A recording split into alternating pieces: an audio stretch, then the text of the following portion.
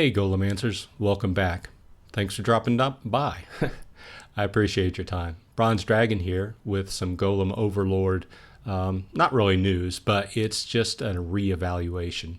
It's been about a week since I covered it. I've been off for a little bit because I've been recovering from allergies. So you'll have to excuse me if I end up coughing or something or other in the middle of this. I'll try to redirect it. But there's been a lot of changes within Golem Overlord over the last week. There's been continual evolution of development. Yixon and his team have been constantly on it, and there's been several big changes to the game. So I want to discuss those, and by way of discussing those, I want to go down through the different powers and discuss what they control now, because some of these are completely different than what they originally were. Okay, and at the end of this discussion, I would like to go ahead and talk about how the two main ways I really think that you can effectively approach the game, and then we'll go from there. So hopefully it doesn't take too long. I like to wrap this up short and sweet, but I wanted to give you some information on where the game currently stands and kind of wrap everything up. Now,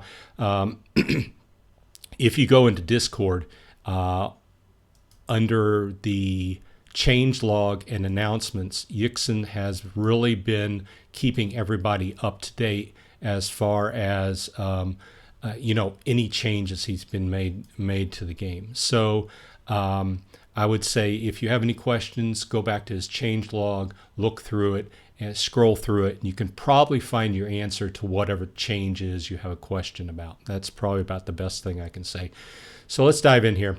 Now, the first thing is level. Level has been made increasingly more important.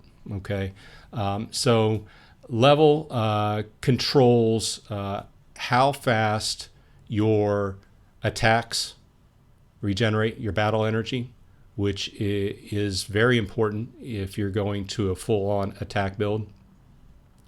It also increases the experience that you receive each hour. And you can see the formula here. So how do you increase your level? Well, you burn part to gain reputation, and it increases your level faster. Now, there are a few other things that play into level, and we'll hit them as we go along. But I think either way you play in this game, it's really paramount to increase your level as you can. So burn some part as you can. And currently there's a event going on that will give you 5% extra reputation on anything you burn. So right now is a really good time to go ahead and increase your stats. You'll get extra rep thrown in there for yourself, and be able to level up. So there's that. And of course, early last week, he put in the prestige system. So once you hit max level 10, you can burn off 75% of your experience to add 5 more maximum levels, and then just start climbing up again. So you can keep adding levels like that. Exponentially harder, but it's still available. You're not just going to be stuck at level 10, right? Okay. Next stat is scavenger golems. Okay, so scavenger golems replaced algorithm, right? Now, what they found was, and I'm not a math whiz, but what one of the biggest player in the game, Angry Chipmunk, found was that the algorithm, the formula that algorithm was using was broken. After you got up past a certain amount of algorithm points, he was just bringing in so much part that it was exponential. And at a certain point, he was just going to basically have so much part that he was going to own the game. Not that he doesn't really right now because he's so high up there. But he got with Yixon, and he discussed it somehow. I don't know the complete story, but they agreed that for the life of the game, it really needed to be changed. And they put their heads together, and the Yixon and whoever else was in on it decided to come up with this new strategy, scavenger golems. Now the scavenger golems are pretty simple. You buy a scavenger golem, it's 10 part, it degrades slowly, and it gives you 0.12 part. So the more you buy, the more you're going to earn, right? But you have to keep replacing them. At my current level, I have 25. I have to replace one every 8 hours, just to give you an idea. So that's 10 part of whatever I harvest, whatever I collect, I have to spend on another golem. So, and that's part of kind of my defensive build, right? So, and the maximum number of scavenger golems is controlled, and the maximum number of scavenger golem is controlled by your golem charging station. So you increase your golem charging station, and you can have more scavenger golems. As you can see, at level 7 golem charging station, I'm not even near my maximum 115. So we'll see as we go by. It's only been active for a couple days, so I'm trying to stay at a stock level, and gradually I will be able to increase this, right? So we'll see as time goes along. But scavenger golems and golem charging stations work hand in hand, and they increase the amount you bring in, right? So so the next stat is power. This is pretty straightforward. This is when you're attacking. Power determines your strength when you're attacking. If you're going to do an attack build, this is your main stat, right? So increase that. Fortification, this is your main stat if you're a defense build, right? So fortification determines your strength when you're attacked. Pretty straightforward. Now, do notice that on power and fortification, you do get a level bonus. So you can see that the +1s here are one of those other side effects of getting a higher level. You start getting a level bonus. Okay, so it does affect power, fortification, and also affects faith. Okay, now rolling on, we have golem charging station. Now, in the past, golem's charging station used to affect some other things, but now golem charging station mainly does two things. Okay, first of all, it controls how many golems you can have out, right? We just talked about that. Second of all, it gives you a claim multiplier bonus. Once again, you look at your claim multiplier bonus, you can see that because I have a level 7 golem charging station, I have a 3% claim bonus. Okay, so that's the second thing on that. Okay. Rolling on, faith. Okay, so faith increases the amount you steal when you're making an attack, and faith also determines your maximum shard chance. Faith also figures into when you're defending. Okay, so there's some other formulas going on there that are a little bit unclear to me.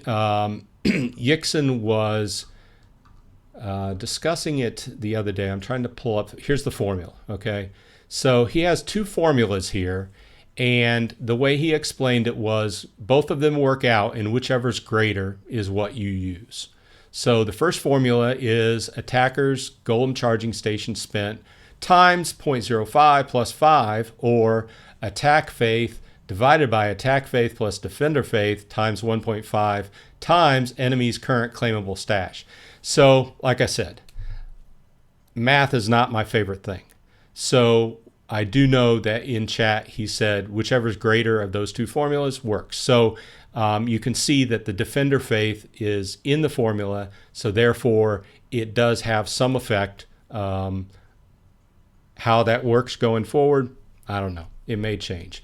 But on a defensive build, I would still go fortification and faith, and that's what I'm doing. You can see I've got them both at 13. Now, next up, banked. Now, banked is really your sole contributor to changing the amount of stash you have. Okay, so as you can see, the formula is now banked divided by 3 plus 6.9, and that directly affects how much stash you have. Okay. And he's added scavenger. He's also added the percentage of scavenger golems that will be damaged on your next claim. I just noticed that, so I thought I'd point that out. Okay. So now to kind of round all this out, while we're down here, I do want to point out though that also another thing that was changed this week is the 4-hour claim. You used to be able to claim that when you had 5 algorithm or 7, I forget. At a certain point, you were able to claim to buy 4-hour stash. Now you have to be level 15. That's controlled by this. So not only do you have to hit level 10, but you also have to proceed up to 15 before you can get that 4-hour stash or 4-hour claim, which I have it from someone that's been using it, is very handy, especially if you start getting pounded by people attacking you a lot. Okay, so let's go ahead and kind of wrap this up. I didn't mean this to be an all-in-one kind of video, but I just wanted to get some of those major changes out there. Okay, so the two ways I really see that you can play this is either an attack or a defense build. Okay, we talked about my defense build. Okay, so my defense build is just fortification and faith, and then try to keep my level of scavenger golems up and harvest what I can, right, when I can on an 8-hour basis. Okay, every once in a while I'll throw an attack in there at the end to get a few extra on the claim.